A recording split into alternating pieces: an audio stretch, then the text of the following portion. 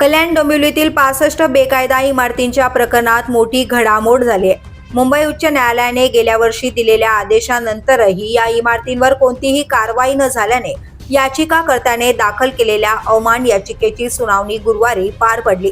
मुख्य न्यायमूर्ती चंद्रशेखर आणि न्यायमूर्ती गौतम अनखड यांच्या खंडपीठाने याचिकाकर्त्याला स्पष्ट आदेश दिले। या 65 इमारतींमधील मालक आणि भाडेकरूंची संपूर्ण माहिती सत्य प्रतिज्ञापत्रासह 18 डिसेंबर पर्यंत सादर करा। गेल्या वर्षी उच्च न्यायालयाने या सर्व बेकायदा इमारती पोलिसांच्या सहाय्याने जमीनदोस्त करण्याचे आदेश पालिकेला दिले होते। मात्र एकही इमारत पाडली गेली नाही आणि हा आदेश धुळीस मिळाल्याचा गंभीर ठपका न्यायालयाने पालिका, पोलीस आणि शासन अधिकाऱ्यांवर ठेवलाय। दरम्यान वसई विरारमधील 41, नवी मुंबईतील 21 आणि मुंब्रा येथील 17 बेकायदा इमारती मागील काही महिन्यातच पाडण्यात आल्या, पण डोंबिवलीतील 65 इमारती मात्र अजूनही उभ्याच आहेत।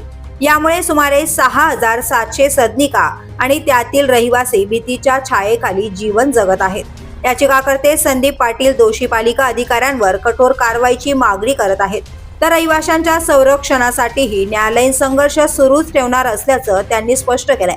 दुसरीकडे दीपेश म्हात्रे यांनी या निर्णयामुळे रहिवाशांना दिलासा मिळाल्याचं सांगत हा सातत्यपूर्ण प्रयत्नांचा विजय असल्याची प्रतिक्रिया दिली आहे। कल्याण डोंबिवलीतील बेकायदा बांधकामांच्या भवितव्यावर आता 18 डिसेंबरची सुनावणी अत्यंत निर्णायक ठरणार आहे।